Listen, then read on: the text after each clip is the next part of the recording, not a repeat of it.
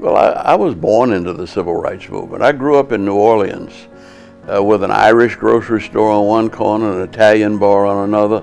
The Nazi Party was on the corner of my house, and they were Highland Hitler in 1932. 36 is when I remember, because my daddy told me that white supremacy is a sickness, and you don't get upset with sick people.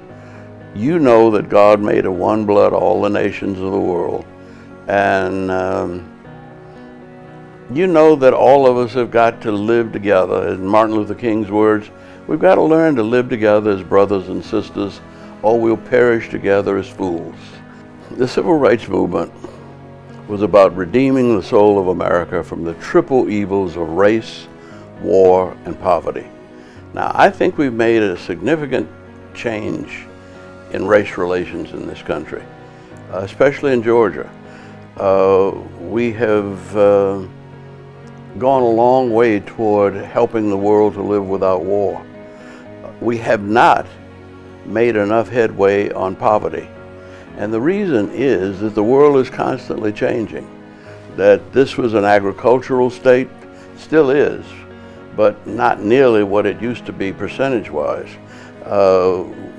We became an industrial state, building cars and engines and mechanics, but all that's gone now.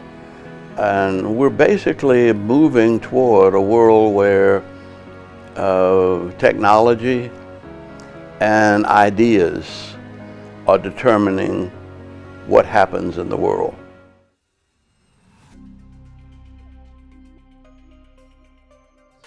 A good mayor has to stay on his knees. A good mayor knows that he is not just the representative of the people, but he's also the representative of the Creator of heaven and earth. And he's got to keep his community as much in tune with the kingdom of God as he does with the voters. Now, sometimes you can think that the voters are more important, and because you got some crazy rich or crazy sick or crazy, well, you got some voters that are kind of messed up in their minds, and you think you got to get like them. But if you do, a virus will get you, a storm will get you.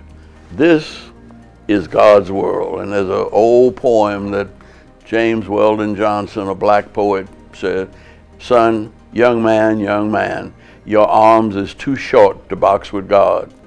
So you don't really need to think that you can be the biggest and the baddest. God will find a way to take you down. So Jesus said, "He who would be greatest among you, let him be the servant of all." A good mayor is the servant of all of the citizens and a servant of God. Cities survive and thrive by addressing the problems they have. The cities of Georgia need to, first of all, realize that they're not poor. They only think they're poor because they're not as rich as other places they see. But you've got sunlight, you've got rich soil, you've got more water per acre and per capita than most cities of the world. You've got a coastline, you've got the world's busiest airport. You got everything you need to make life wonderful. And what cities have to do is find a way to create places of peace, places where people get along with each other, regardless of the color of their skin, or regardless of how rich or poor they are. Places where the law is respected, where education and health are cared for. Because if you think education is expensive, look how expensive ignorance is. It costs you $6,000, maybe $10,000. Or you can go to college in Georgia for little or nothing on a Hope Scholarship. But it's a whole lot cheaper to let everybody get a job, a trade, an education, because it costs us on an average about $55,000 a year to keep somebody in jail doing nothing. That is absolutely stupid, to pay people more to do nothing than it takes to educate them to serve each other and serve humanity. We got to flip this around, and we've got to make sure that we overcome some of the mistakes we've made in the past. And one of the mistakes we made in the past was the thinking that to keep jails full is better than keeping colleges and schools full.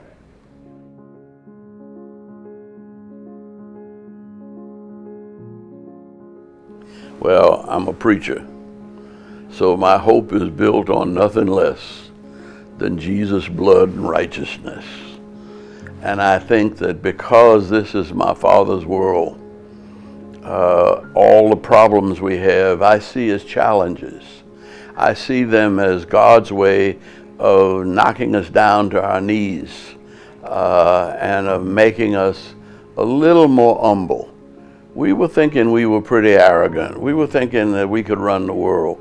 We were thinking that we could be anything we wanted to be, and we didn't have to pay any attention to the law of gravity.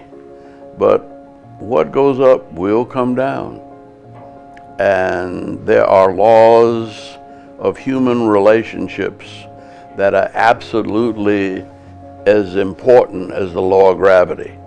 And when we violate our brothers, when we mistreat our wives, when we neglect our children, you got hell to pay, and ain't no way of escaping that hell. So whatever bed you make up, you're gonna have to sleep in it. So I would say take your time.